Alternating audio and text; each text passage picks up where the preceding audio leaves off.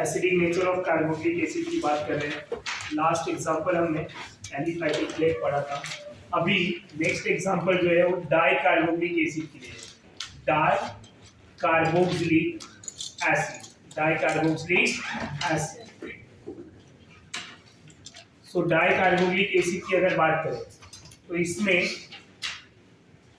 Oxalic acid आएगा। क्या आएगा? Oxalic acid. ऑक्सैलिक एसिड का अगर मैं एक H रिमूव कर दूं तो क्या बनेंगे? COO minus COOH। यहाँ पे क्या होगा? Ka1। What is the Ka1?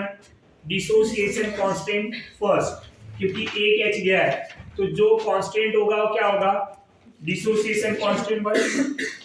अब यहाँ पे एक और H रिमूव कर दूं मैं, H प्लस के फॉर्म में जा रहा है ये, राइट? तो ये क्या हो जाएगा? Ka2 which is known as dissociation constant 2। अब होगा क्या? COO माइनस और यहाँ पे COO माइनस। अब क्वेश्चन ये है कि dissociation constant K1 and K2 में किसका डिसोसिएशन कांस्टेंट वैल्यू हायर होगा? Which one is the higher, K1 या K2? अब हायर कब होगा? जिसका एसिडिटी ज्यादा होगा। हमने क्या पढ़ा है? K is directly proportional to acidic nature। अब किसका एसिडिक नेचर ज्यादा होगा? हमें वैल्यू नहीं पता है, पर हमें एसिडिक नेचर तो पता चल जाएगा। कैसे? इनके इलेक्ट्रॉनिक फैक्टर से इंडक्टिव इफेक्ट, रेजोनेंस क्या अप्लाई होगा वो आपको देखना है कि कौन सा फैक्टर अप्लाई होगा। Hyper conjugation, inductive, resonance, hydrogen bonding क्या अप्लाई हो रहा है? जरा सोचो कौन सा कॉन्सेप्ट यहाँ पे अप्लाई करें हम। तो ये एनायन है। और एक पॉइंट पढ़ाया था, जितना ज्यादा स्टेबल एनायन होगा उतना ज्यादा एसिडिक नेचर। H प्लस देने के बाद यहाँ एक एनायन बना, दोनों हाइड्रोजन देने के बाद दो एनायन बना। अब सवाल ये है कि जो मेरा फर्स्ट एनायन है उसके पास जो है एसिडिक ग्रुप प्रेजेंट है। ये एसिडिक ग्रुप क्या बिहेव करेगा? -I। क्या बिहेव करेगा? क्यों? क्योंकि कार्बोक्सिलिक ग्रुप जो है वो -I है। अब यहाँ पे अगर मैं इस वाले एनायन की बात करूं, सेम कंपेयर करूं, तो ये वाला ग्रुप क्या हो जाएगा? +I। क्या हो जाएगा? +I। अब दोनों में कौन सा वाला कार्बन है स्टेबल है? फर्स्ट या सेकेंड? फर्स्ट, क्योंकि एनायन को -I स्टेबल करता है। अब यहाँ पे ये +I है, मतलब स्टेबिलिटी कम। ये +I क्यों हुआ? Complete negative charge, better +I। अब जब ये -I है तो इसकी स्टेबिलिटी बढ़ाया, +I है तो स्टेबिलिटी कम करेगा, तो वैल्यू क्या हो जाएगा? K1 is greater then K2। ये पॉइंट समझा आपको? तो ये एसिडिक ज्यादा है। अब ये एक एग्जांपल था। दूसरा, कार्बोक्सिलिक डाई कार्बोक्सिलिक एसिड में अगर मैं डिफरेंट एग्जांपल ले लूं, this one is the oxalic acid. Malonic ले लूं मैं। अभी इनमें कौन ज्यादा एसिडिक होगा? ये ज्यादा इजी कॉन्सेप्ट है, खाली देखना ये है कि कौन सा फैक्टर अप्लाई हो रहा है। ऐसे नंबर ऑफ कार्बन चेन अगर मैं बढ़ाते जाऊं, राइट, अब होगा क्या स्टूडेंट? यहां पे कोई +I नहीं है, इधर +I बढ़ रहा है, -I दूर हो रहा है, +I बढ़ रहा है, +I बढ़ रहा है, -I दूर हो रहा है, राइट? -I क्या है? डिस्टेंस इंक्रीज होता है। तो सबसे ज्यादा एसिडिक नेचर किसका होगा? उसके बाद देन ये -I तो है, पर ये -I दूर जा रहा है, आया ना? ये भी -I है, दूर जा रहा है, ये भी -I दूर जा रहा है। यहाँ पे क्या आ रहा है? +I increases, -I decreases. तो एसिडिक नेचर क्या हो जाएगा? K is equal to 1 then 2 then 3 then 4। समझ में आ रहा है? आप ऐसा भी बोल सकते हो, oxalic then malonic then succinic then glutaric, right? ये एसिडिक नेचर है। अब यहां तक कोई कंफ्यूजन, कोई भी डाउट? तो एलिफैटिक का डाई कार्बोनिक नेचर भी हमने यहाँ पे डिस्कस कर लिया। एरोमेटिक एसिड पढ़ाने से पहले मैं थोड़ा सा आपको मॉलिक्यूल और उसके पीके वैल्यू की बात करूंगा। मॉलिक्यूल एंड पीके वैल्यू, क्योंकि हमने एक पॉइंट पढ़ा है, याद है, कि जिसका पीके वैल्यू लोअर होगा उसका एसिडिक नेचर ज्यादा होगा। मॉलिक्यूल लिया है और यहाँ पे pK value inversely proportional to acidic nature होते हैं। HSBF6 एंटीमोनिक एसिड, इनका पीके -12 होते हैं। समझ आ रहा है? HI का जो पीके वैल्यू है -10 होता है। HBr का -9 होता है। और HBr और सल्फ्यूरिक एसिड ऑलमोस्ट सेम होते हैं। सल्फ्यूरिक एसिड का भी ऑलमोस्ट सेम ही है। सल्फ्यूरिक एसिड भी सेम है, राइट। फिर HCl की पीके वैल्यू की बात करूं मैं, -7 आएगा। कितना आ रहा है? -7। समझ में आ रहा है आपको? HCl के बाद अगर मैं बात करूं H3O प्लस, -1.7 के आसपास आएंगे। ये निगेटिव वैल्यू डिक्रीज होता जा रहा है। समझ में आ रहा है? मतलब निगेटिव डिक्रीज होना मतलब ये वैल्यू इंक्रीज हो रही है, और वैल्यू इंक्रीज हो रही है तो क्या हो रहा है? एसिडिक नेचर कम हो रहा है। समझ में आ रहा है? तो ये जो मिनरल एसिड है ये जनरली ज्यादा एसिडिक होते हैं। HNO3 नाइट्रिक एसिड की वैल्यू इनसे भी कम होती है, 1.3 के आसपास होता है।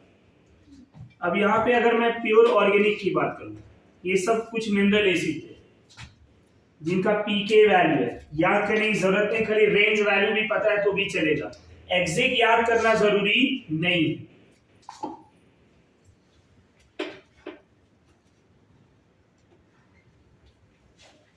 और रेंज वैल्यू भी जानने के लिए वो एसिड बेस रिएक्शन के अपने को इंपॉर्टेंट होते हैं। इसके बाद अगर मैं फॉर्मिक एसिड की बात करूं, फॉर्मिक एसिड, तो फॉर्मिक एसिड का वैल्यू क्या होगा?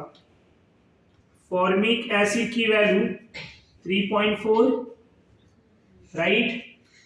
Then benzoic acid acidic nature 4.2, acetic acid 4.7। अब यहीं पे कोई -I ग्रुप अटैच कर दूंगा, कोई भी -I, तो वैल्यू इससे भी कम हो जाएगा। क्लोरीन आया तो कम, ब्रोमीन आया तो थोड़ी वैल्यू ज्यादा, फ्लोरीन आया तो और कम। फ्लोरो एसिडिक एसिड का मैंने वैल्यू बताया होगा 2.86। फ्लोरीन आया तो अगर मुझे वैल्यू याद नहीं है सपोज, तो मुझे इतना तो पता है इससे कम आएगा फ्लोरीन आने पे। नाइट्रो आया तो एसिडिक नेचर बढ़ेगा ना, तो पीके वैल्यू क्या होगा? कम। मतलब कहीं ना कहीं इनसे कम होगा।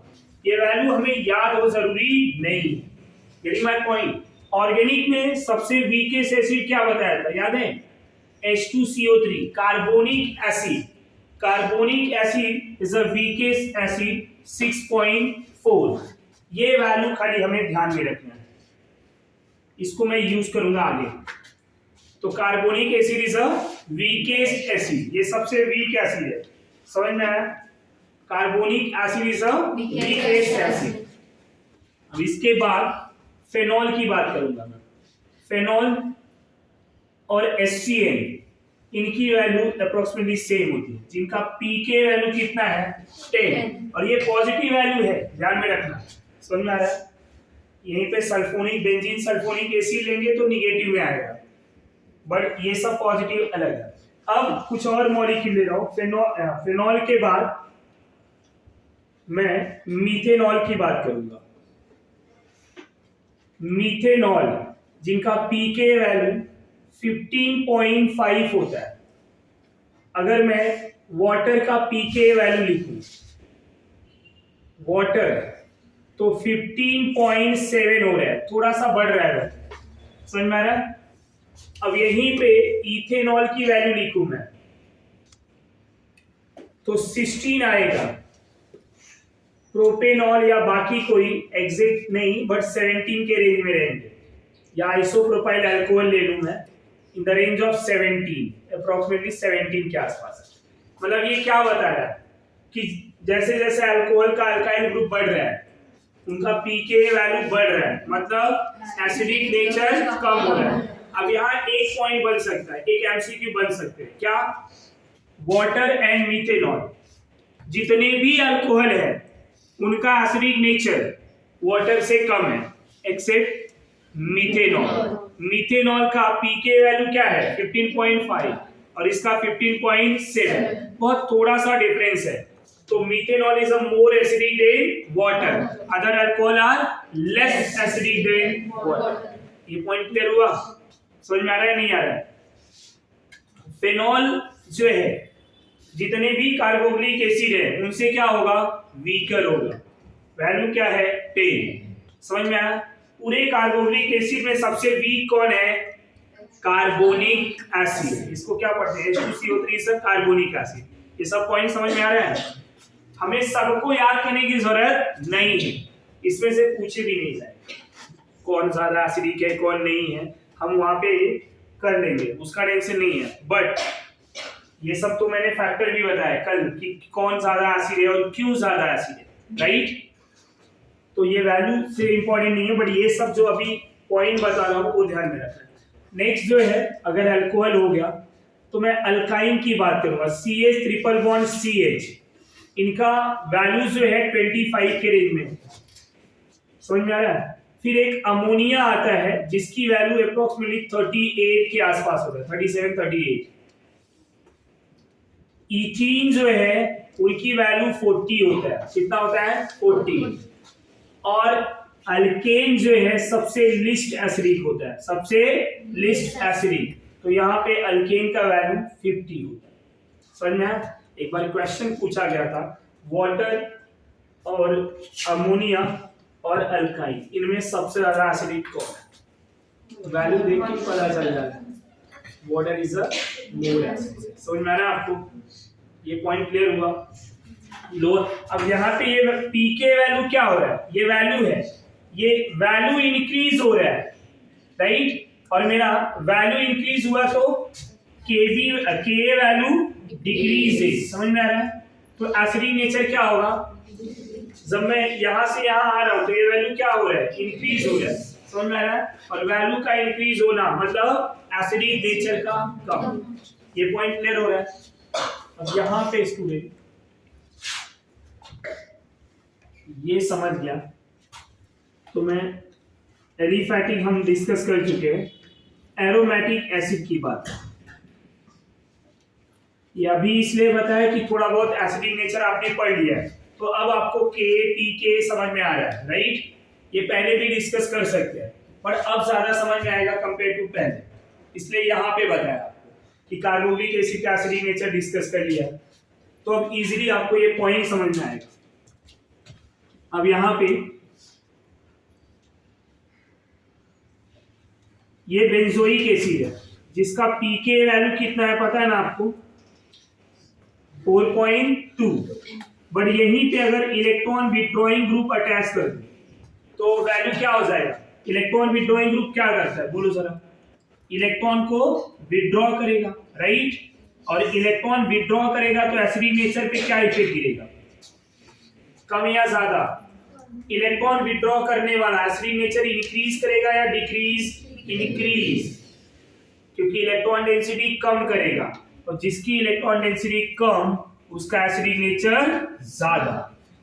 लुईस ने यही बोला था ना, जो इलेक्ट्रॉन लेगा, ये EDZ ग्रुप है, ये EWZ है।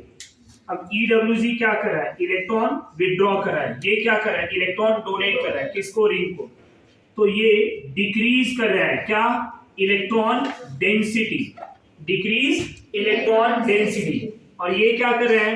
Increase electron density. समझ में आ रहा है? और जब इलेक्ट्रॉन डेंसिटी इंक्रीज करेगा तो एसिडिक नेचर कम। समझ में आया? तो यहां सबसे ज्यादा एसिडिक नेचर किसका होगा?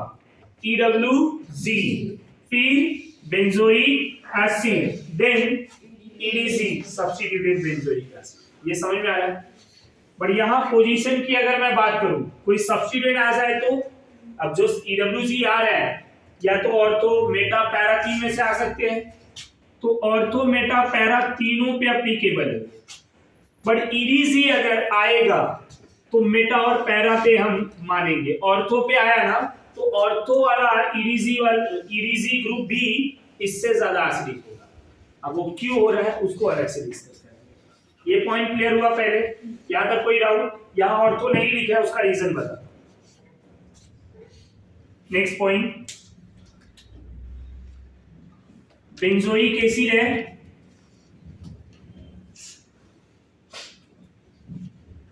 यहां ऑर्थो सब्स्टिट्यूटेड बेंजोइक एसिड,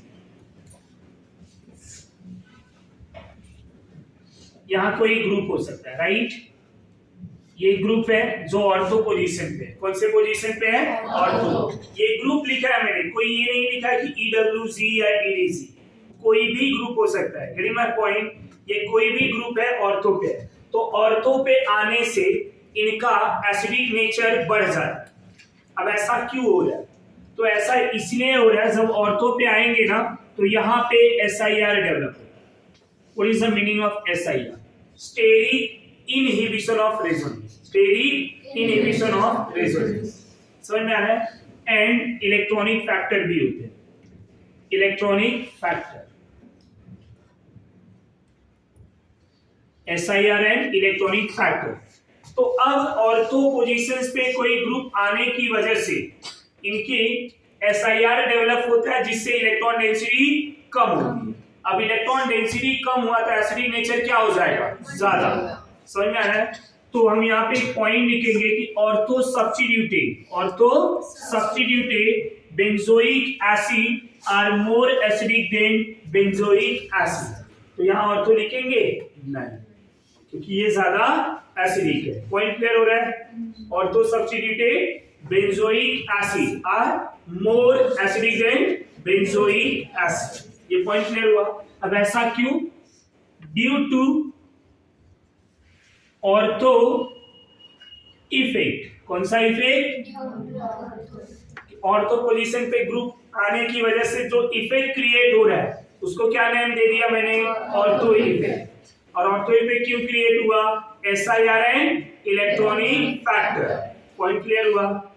अब SIR कहां पे नहीं होंगे? No SIR, O minus NH minus group and CN group, O minus NH minus group and CN group. यहां पे SIR नहीं होगा। कहां पे नहीं होगा? O minus NH minus and CN। ये पॉइंट क्लियर हो गया? No SIR।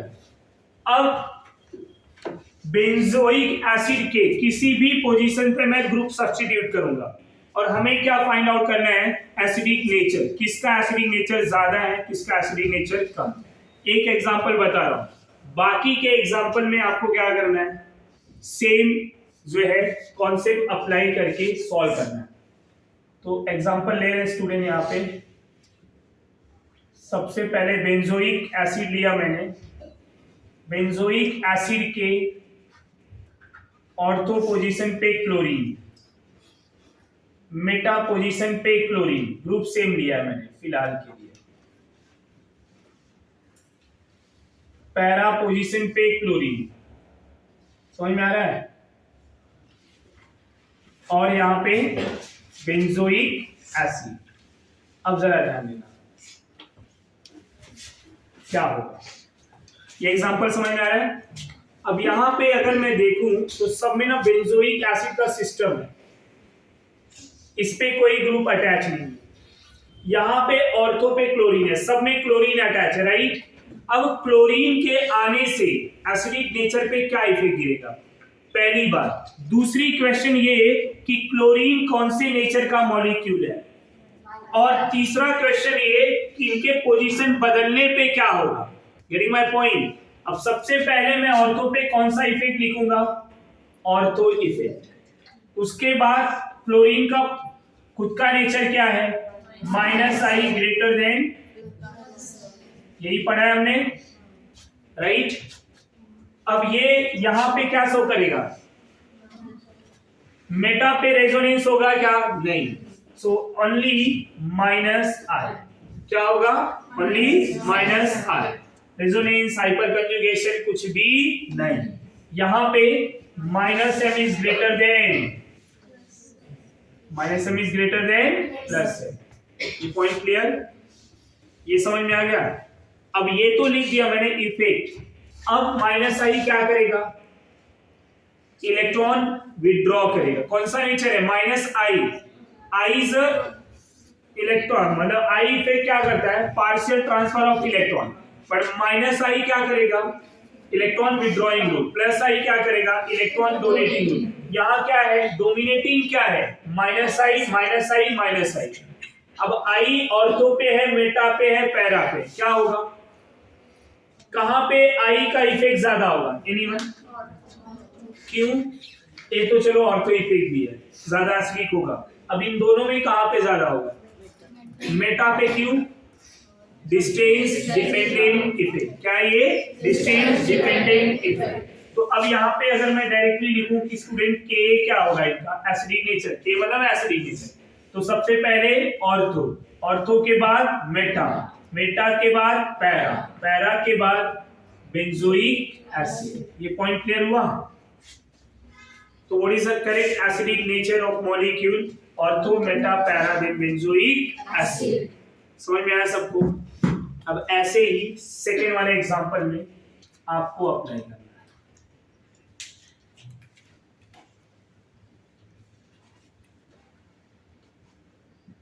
अगर आपको ये लॉजिक समझा कैसे सॉल्व करना है तो इजीली सॉल्व कर सकते हैं। लॉजिक नहीं समझा तो फिर ये सॉल्व करने में डिफिकल्टी होगी।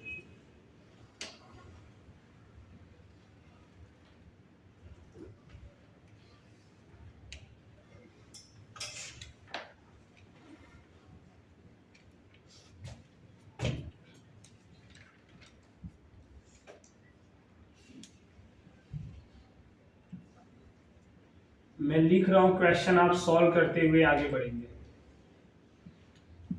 समझ में आ रहा है?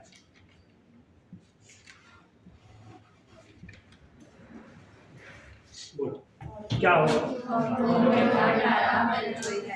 और तो अगर ऐसा कुछ होता ना तो मैं पहले यहां लिख देता कि कोई भी EWG ग्रुप होगा उसका ऑर्डर ऑर्थो, मेटा, पैरा होगा। लिखा है क्या? ये ऑर्थो इफेक्ट। दूसरा यहां NO2 का नेचर क्या है? Minus M greater than minus I. यहां माइनस आई ओनली। रीजन क्या है? रेजोनेंस होता है क्या मेटा पे? नहीं। इधर क्या होगा? माइनस ग्रेटर देन माइनस आई। इधर कुछ भी। राइट? अब कहां से इलेक्ट्रॉन ज्यादा निकलेगा? इनको तो छोड़ ही दो। Ortho substitute more acidic nature, ये सबसे ज्यादा आगे है। सोचना मेटा एंड पैरा पे ही है। सोचना कहां पे है? Meta and para. इन दोनों में कौन ज्यादा एसिडिक? क्यों? क्योंकि ये माइनस एम है। माइनस एम क्या करेगा? इलेक्ट्रॉन पेयर विड्रॉ करेगा। और ये क्या विड्रॉ करेगा? Partial transfer of electron. तो ये इलेक्ट्रॉन विड्रॉ तो कर रहा है बट पार्शियल, और ये पूरा इलेक्ट्रॉन पेयर। कौन ज्यादा इलेक्ट्रॉन निकाल रहा है? Minus M. तो एसिडिक नेचर कहां पे ज्यादा होगा? पैरा पे। ऑर्थो के बाद पैरा, पैरा के बाद मेटा, मेटा के बाद बेंजोइक एसिड। समझ में आ रहा है? टाइप ऑफ ग्रुप सेम होने से आंसर सेम होगा जरूरी नहीं है। ये माइनस आई था, EWG दोनों है, पर यहाँ आई डोमिनेटिंग है और यहाँ रेजोनेंस डोमिनेटिंग है। Getting my point? ये समझ में आ रहा है? क्योंकि आई डिस्टेंस डोमिनेटिंग होते हैं और यहाँ पे आई, अब मेटा पे आई नहीं है तो नो डाउट ये ज्यादा होगा। बट अगर यही प्लस एम हो जाता तो तब माइनस आई ज्यादा हो जाता और प्लस एम वाला बाद में। तो के ऑर्थो के बाद पैरा, पैरा के बाद मेटा, मेटा के बाद बेंजोइक एसिड। सबको समझा? तीसरे एग्जांपल पे आते हैं।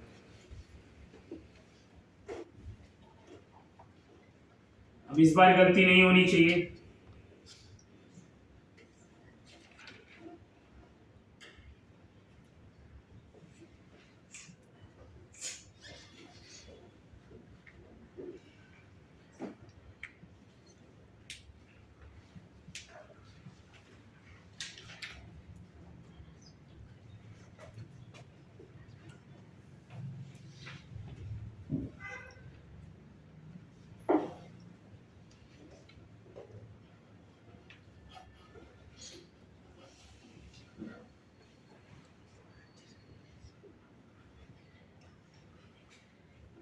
ये समझ में आ रहा है? क्वेश्चन सॉल्व कर पाएंगे? अब OH में SIR नहीं होता, नो SIR, तो एसिडिक नेचर क्या होगा? चौथा एग्जांपल भी मैं लिख रहा हूं, आप सोचते रहिए तब तक।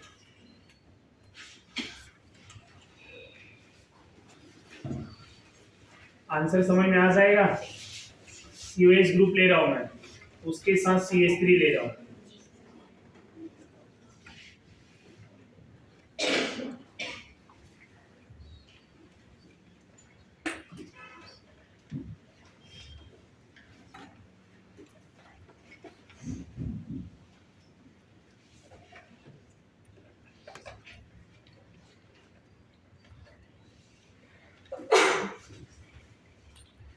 इस तरह से समझ में आ रहा है? कोई कंफ्यूजन? फोर्थ वाला एग्जांपल कुछ समझा? इसका ऑर्डर चलो इसको होल्ड पे रखते हैं, फिर भी मैं बता देता हूँ और तो ज्यादा एसिडिक होगा, आगे का दिमाग लगाओ। अब क्यों हो रहा है वो बताऊंगा। SIR नहीं हो रहा है फिर भी ये ज्यादा है, ऑर्थो इफेक्ट तो है यहाँ। अब SIR नहीं है बट फिर भी ऑर्थो है, तो SIR is not a wholesale criteria of ortho effect. Electronic factor भी होते हैं, समझ में आ रहा है? तो यहाँ क्यों ऐसा हो रहा है? जब ये H निकालेगा ना हाइड्रोजन कार्बोक्सिलिक एसिड, तो एनायन बनेगा, राइट?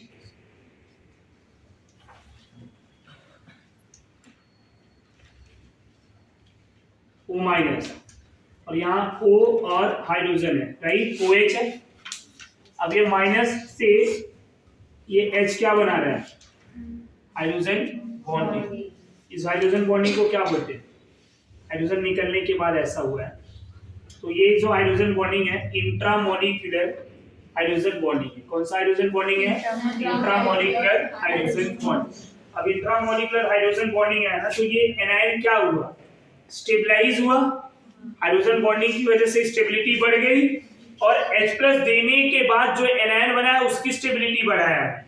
और हमने क्या पढ़ा हुआ है कि after firing of H+ ion देने के बाद जब स्टेबिलिटी बढ़ती है तो एसिडिक नेचर बढ़ता है। यस और नो? यही पढ़ा है ना कि after firing of H+ ion, H+ दे दिया तो देने के बाद एसिडिक नेचर क्या हो रहा है? बढ़ेगा। क्यों? क्योंकि यहाँ पे एनायन की स्टेबिलिटी बढ़ रही due to intramolecular hydrogen bonding. तो यहाँ पे जो ऑर्थो इफेक्ट आ रहा है, ortho effect that is from hydrogen bonding. तो SIR is not a wholesale criteria of ortho effect. समझ में आया? SIR is not a wholesale criteria of ortho effect. यहाँ हाइड्रोजन बॉन्डिंग की वजह से ऑर्थो इफेक्ट हो रहा है। एसिडिक नेचर जो बढ़ रहा है किसकी वजह से बढ़ रहा है? हाइड्रोजन बॉन्डिंग की। अब ऑर्थो इफेक्ट है क्या? एसिडिक नेचर बढ़ रहा है, इसको हमने बोल दिया ऑर्थो इफेक्ट। समझ में आया? अब ऑर्थो इफेक्ट यहाँ पे जो हो रहा है या एसिडिक नेचर जो बढ़ रहा है किसकी वजह से बढ़ रहा है? Hydrogen bonding. समझा आपको? अब मेटा पे क्या है बताइए जरा? OH, यहाँ खाली I होता है। अब कौन सा I है ये? प्लस या माइनस? माइनस, क्योंकि ऑक्सीजन इज मोर इलेक्ट्रोनेगेटिव। अब यहाँ क्या है? Plus M greater than minus R।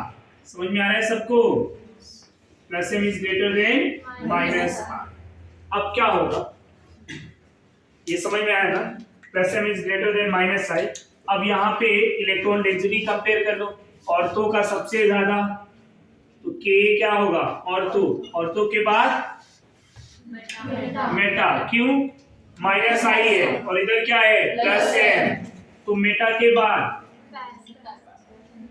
के बाद यहाँ प्लस एम क्या करेगा, इलेक्ट्रॉन डेंसिटी बढ़ाएगा, और यहाँ कोई है जो इलेक्ट्रॉन डेंसिटी बढ़ा रहा है, नहीं, तो किसका ज्यादा, बेंजोइक एसिड, फिर उसके बाद पहला, समझा या नहीं, यहाँ धोखा मिल सकता है, ऐसे वाले एग्जांपल में आपको धोखा मिल सकता है। आप क्या सोचेंगे, चलो ऑर्थो मेटा लिख दिया ना तो पैरा लिख देंगे, बेंजोइक बाद में, और एक ऐसा ऑप्शन दिया रहेगा कि ऑर्थो मेटा पैरा बेंजोइक, एक ऐसा भी दिया रहेगा कि ortho para meta benzoic, which one is the correct, ortho meta benzoic then para. अब यहाँ पे ऑर्थो इफेक्ट है और क्या है, हाइपर कंजुगेशन ग्रेटर देन,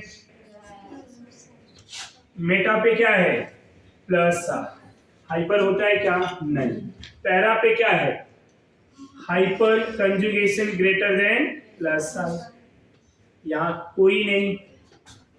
अब बताओ एसिडिक नेचर क्या होगा, ऑर्थो के बाद ये सब क्या है, इंक्रीज इलेक्ट्रॉन डेंसिटी ना, प्लस आई, हाइपर कंजुगेशन क्या करते हैं, इलेक्ट्रॉन डेंसिटी बढ़ाते हैं, तो इलेक्ट्रॉन डेंसिटी बढ़ाया तो क्या हो जाएगा, एसिडिक नेचर कम, ये कौन सा ग्रुप है, ईडीजी, ये कौन से, ईडीजी, तो एसिडिक नेचर कम होगा या ज्यादा, कम, तो सबसे ज्यादा कौन, ऑर्थो के बाद बेंजोइक एसिड, तो के ऑर्थो के बाद बेंजोइक एसिड। अब इन दोनों में कौन, मेटा देन पैरा, रीजन क्या है, हाइपर कंजुगेशन का इफेक्ट ज्यादा, ये इलेक्ट्रॉन ज्यादा देगा और ये कम, तो ज्यादा इलेक्ट्रॉन दिया तो एसिडिक नेचर कम इलेक्ट्रॉन दिया तो एसिडिक नेचर ज्यादा। पॉइंट क्लियर हो रहा है, so this is the reason कि why ortho than benzoic than meta than para. I hope clear हो गया, ये कोई कंफ्यूजन है, जितने भी एग्जांपल थे चार के चारों एग्जांपल चारों डिफरेंट थे, समझ में आया, तो कोई भी सेम टाइप के एग्जांपल नहीं है।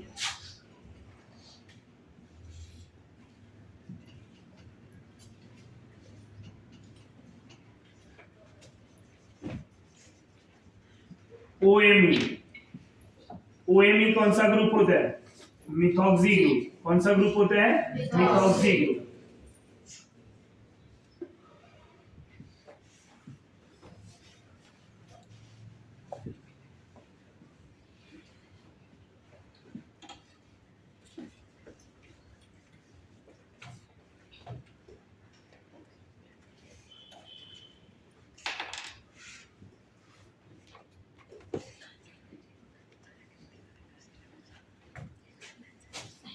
इनका एसिडिक नेचर क्या होगा,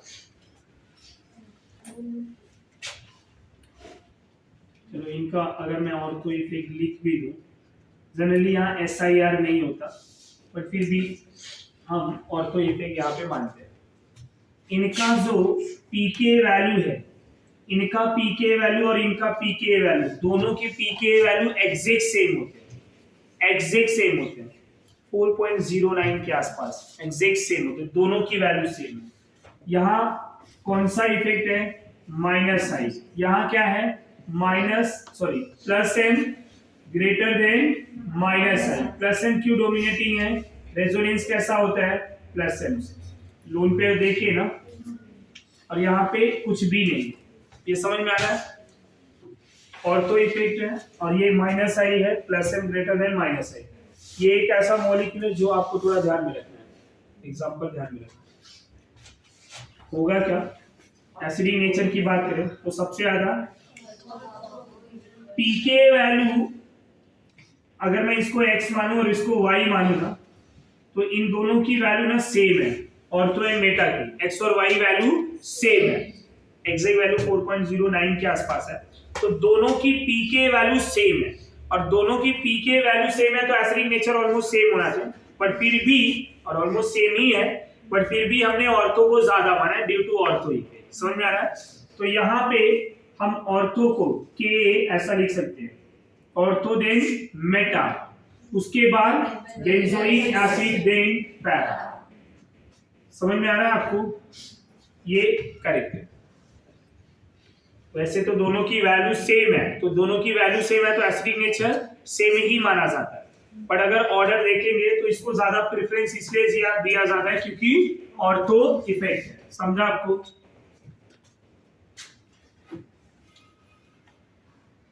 एक इंपॉर्टेंट एग्जांपल जहां आप कंफ्यूज हो सकते हो, NH2 ये एसिडिक ग्रुप है और ये बेसिक ग्रुप है, ध्यान देना। अब दोनों आ गए तो लड़ाई जम के होगी, दो अपोजिट नेचर वाले आए ना, NH2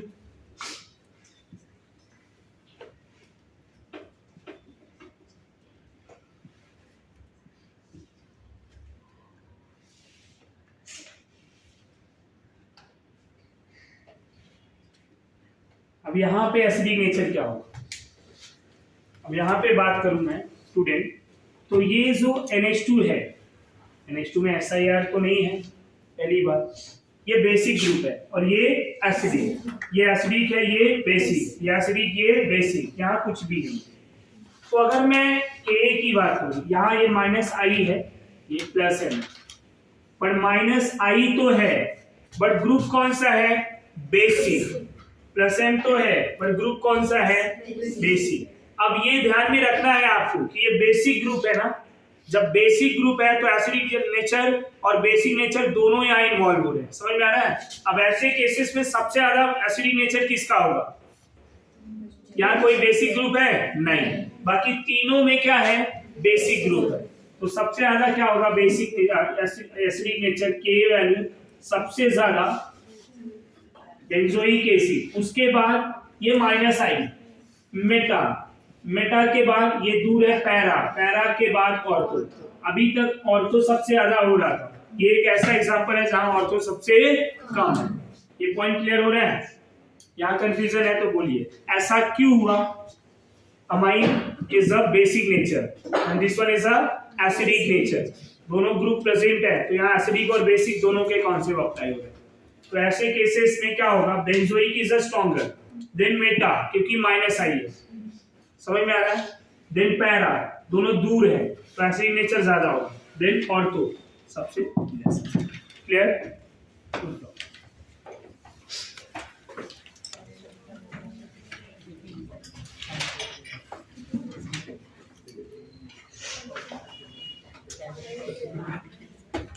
और एग्जांपल ले रहा हूं, यहाँ एक ही ऑर्थो पे OH ग्रुप है,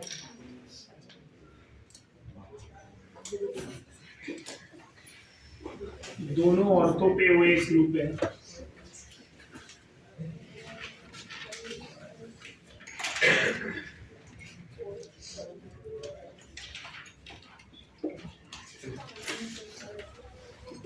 यहाँ पे कोई भी OH ग्रुप नहीं है। किसका एसिडिक नेचर ज्यादा होगा? के वैल्यू बोलो जरा। Second, first, third. रीजन क्या है? दो intramolecular hydrogen bonding, one none. Next example, अब मैं अलग अलग ग्रुप ले रहा हूं।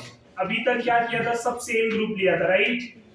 ये एसिड है, यहां पे OH ग्रुप,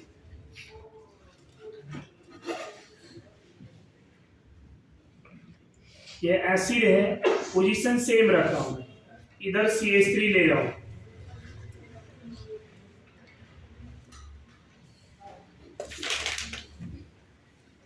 इधर Br ले रहा हूं,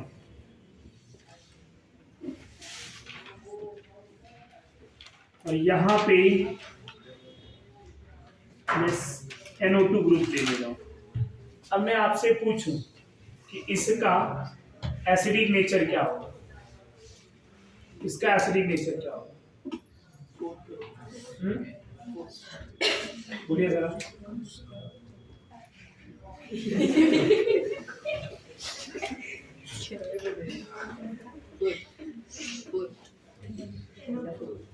पहले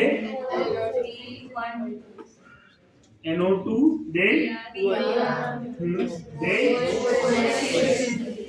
अच्छा CH3 लास्ट क्यों लास्ट को CH3 ऐसे मन कर दिया दिखने में अच्छा है वो ना तेरे जैसा गोल मटोल कौन सा ग्रुप है प्लस एम ग्रेटर देन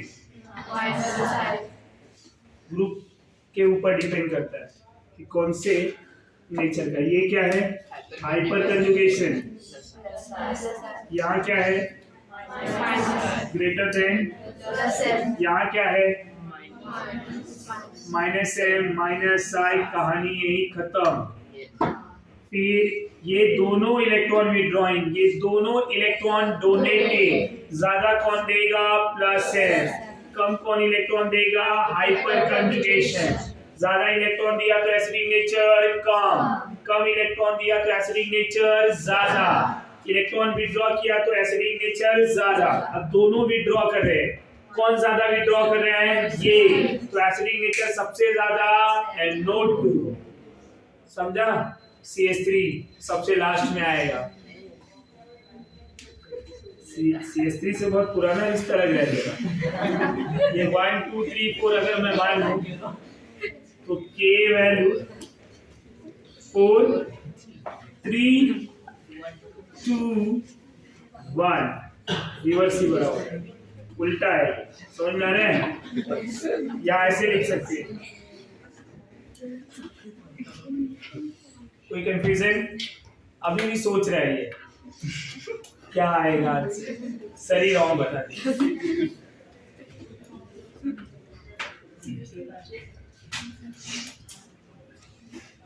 अब ऐसे औरतों पे सबके सब आ गए अगर यही ग्रुप सेम औरतों पे आ गया तो ऑर्थो इफेक्ट देखेंगे क्या नहीं जब सबके सब ऑर्थो पे आना तो ऑर्थो इफेक्ट देखना ही नहीं है तब यही सेम नेचर देखेंगे और ऑर्डर भी सेम होगा ऑर्डर क्या होगा सेम समझ में आ रहा है आपको पर मेटा पे आया तो ऑर्डर क्या होगा अगर यही सेम ग्रुप मेटा पोजीशन पे ले लिया same example at meta position अब बोलो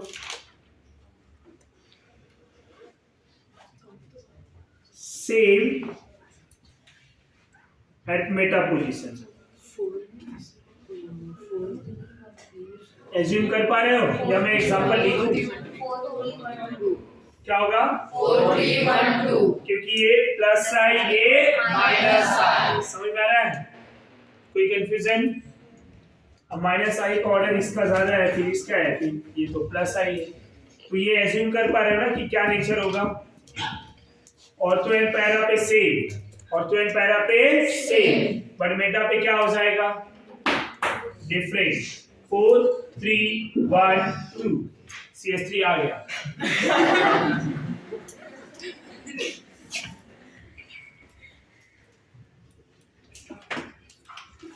4 3 1 2 सेम ग्रुप लिया मैंने लिखना नहीं पड़े थोड़ा आलसी हूं मैं तो आपको लिखना है लेकिन समझ में आ रहा है ये सेम एग्जांपल बट कहां पे एट मेटा पोजीशन लिखना है आपको और आप भी ऐसे आलसियों की तरह नहीं लिखेंगे अब ये हो गए तो हम बात कर लेते हैं थोड़े फेनॉल की फेनॉल इनका एसिडिक नेचर कैसा अगर कार्बोक्सिलिक समझाना तो फेनॉल फटफट हो जाएगा अब यहाँ थोड़ा सा स्पीड बढ़ाऊंगा यहाँ EWG यहाँ फेनॉल फिर EDC आया ना फेनॉल में OH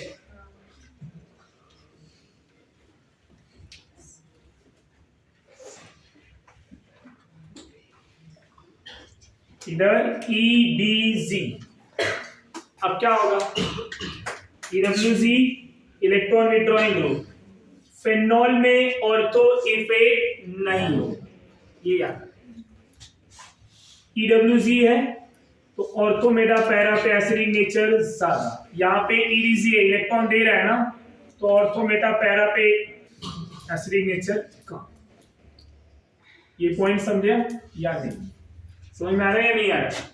अब ये क्या करता है, इलेक्ट्रॉन डेंसिटी इंक्रीज कर रहा है, डिक्रीज कर रहा है ना, ये इंक्रीज कर रहा है, इलेक्ट्रॉन डेंसिटी इंक्रीज, ईरिजी ईडब्ल्यू। यहां तक कोई डाउट? अब for example same example phenol के लिए लिख सकते हैं। अब इसको नहीं पढ़ाऊं तो आंसर आ जाएगा ना, तो आता नहीं है और आंसर अपने को आता नहीं।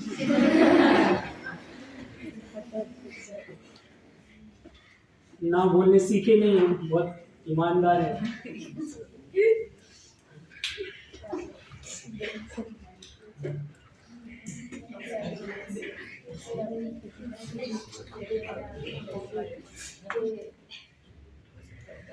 एटलीस्ट ये भी बहुत अच्छी आदत है कि ना तो नहीं बोलते, बेचारा कर लेंगे, जो आएगा सब कर लेंगे, भले घर पे जाके कुछ ना करें।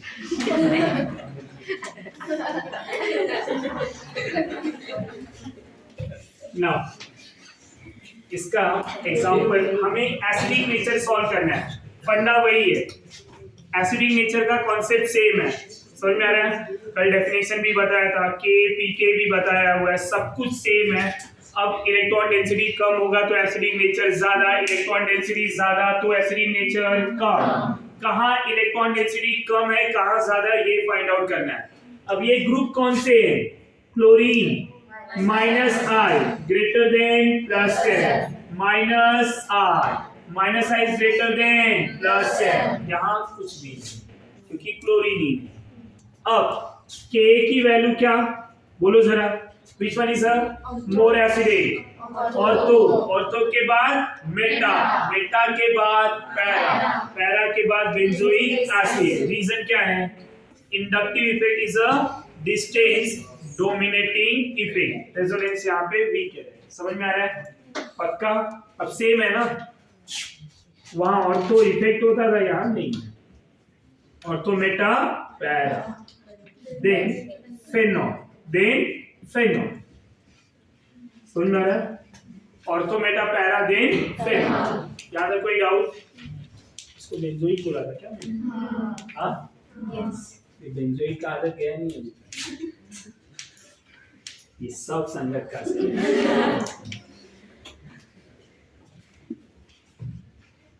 ये ओमकार कुंभार सब सिखा रहे।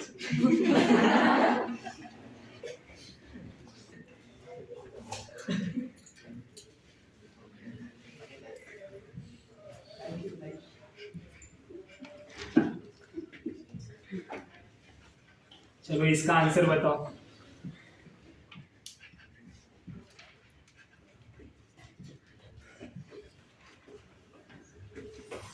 बोलो आंसर इसका।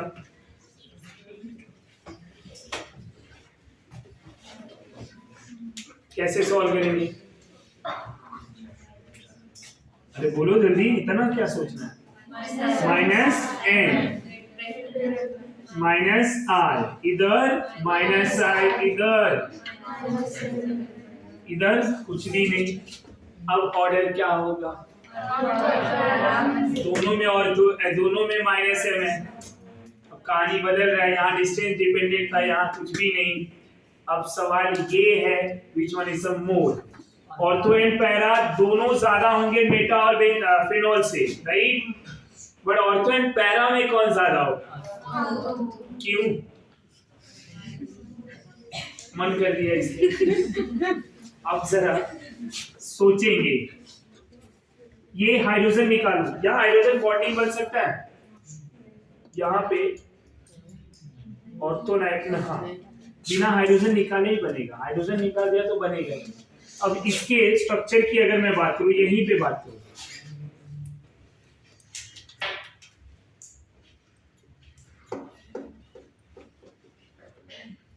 क्या दिख रहा है आपको? बॉन्डिंग दिख रहा है। अब हाइड्रोजन बॉन्डिंग कौन सा? Intramolecular hydrogen bonding. अब हाइड्रोजन बॉन्डिंग आया तो क्या होगा? बोलो जरा। अब यहाँ अगर हाइड्रोजन बॉन्डिंग आया तो इस बॉन्डिंग के आने से क्या फर्क पड़ेगा? स्टेबिलिटी बढ़ेगा, और स्टेबिलिटी बढ़ा तो एसिडिक नेचर कम। अब कार्बोक्सिलिक में तो मैंने बोला स्टेबिलिटी बढ़ा तो एसिडिक नेचर ज्यादा, और यहाँ कम क्यों बोल रहा हूं? क्योंकि वहां H+ गया था, H+ जाने के बाद मैंने वहां पे क्या बनाया था? हाइड्रोजन बॉन्ड, तो एनायन को स्टेबल बनाया था। यहाँ H+ तो जाएगा ही नहीं, क्यों? जो ज्यादा स्टेबल होगा इजीली H+ देगा क्या? बोलो जरा, नहीं ना। तो अब ये स्टेबल हो गया तो क्या इजीली H+ प्रोड्यूस करेगा? नहीं। तो due to intramolecular hydrogen bonding, due to intramolecular hydrogen bonding, ortho nitrophenol are more stable than para nitrophenol. समझा? अब ये इजीली H+ देगा नहीं। जब इजीली H+ नहीं देगा तो क्या हो जाएगा? बोलो जरा, एसिडिक नेचर कम। तो K of phenol is para then ortho then meta then phenol. समझ में आया या नहीं? यहां तक कोई डाउट? तीसरा एग्जांपल हम क्रिसॉल का लेंगे। क्रिसॉल पता है सबको? OHN CH3। बोलो हाँ या ना? ये पता है structure, common name, ortho meta para, ortho cresol, meta cresol, para cresol, सब भूल जाते हैं। भूलने की आदत है। आदत है या बीमारी है?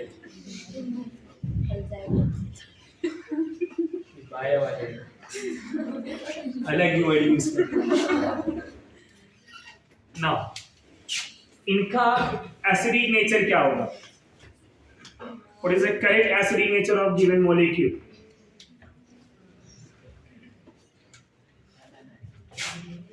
ये कौन सा ग्रुप है? Hyperconjugation greater then +R। यहाँ आएगा +R, यहाँ hyper greater than +R। Yes और नो? समझ में आ रहा है? चलो अब बताओ K की वैल्यू क्या? सबसे ज्यादा फिनॉल, फिनॉल के बाद मेटा, मेटा के बाद ortho and para approximately same, दोनों की वैल्यू सेम है। समझ में आ रहा है?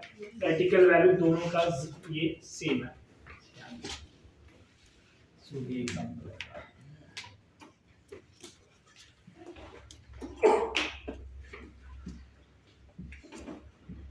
OH है, NO2 है, OH है, 2 NO2 है, ऑर्थो एंड पैरा पे, और एक पे 3 NO2 है। अब बोलो कहां पे एसिडिक नेचर ज्यादा हो?